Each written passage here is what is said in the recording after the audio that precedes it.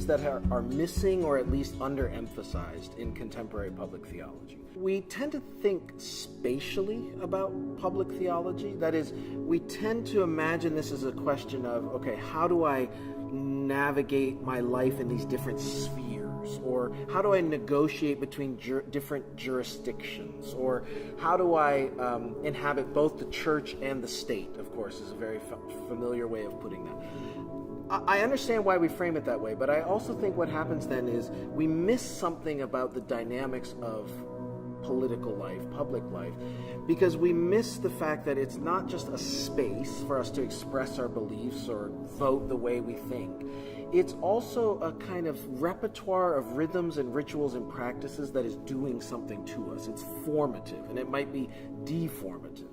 Remember when Paul journeys to Athens, and he's at the Areopagus in Mars Hill, and he's walking amidst all of these altars and temples, and he looks around and he says, I see that you are very religious.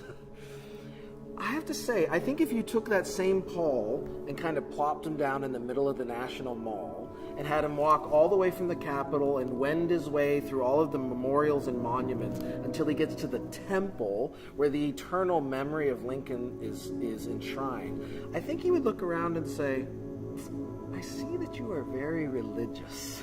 And he would be talking about our political lives. So I want us to see the liturgical reality of our shared political life. I think there are tendencies for Christian political theology to also forget time, forget history. What I mean is, too much political theology is static, and you might even say idealist.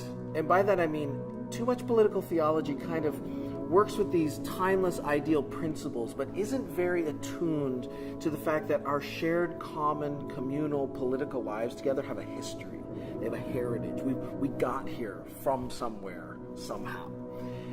In that sense, I think what time is it is one of the most important questions in political theology. Where are we?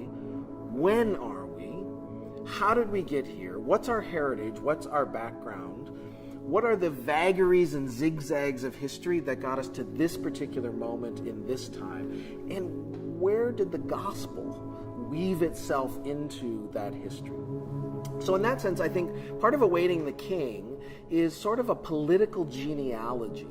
It's like the Henry Louis Gates PBS series, Finding Your Roots, where people use sort of DNA and all kinds of archival research and try to find out where they came from.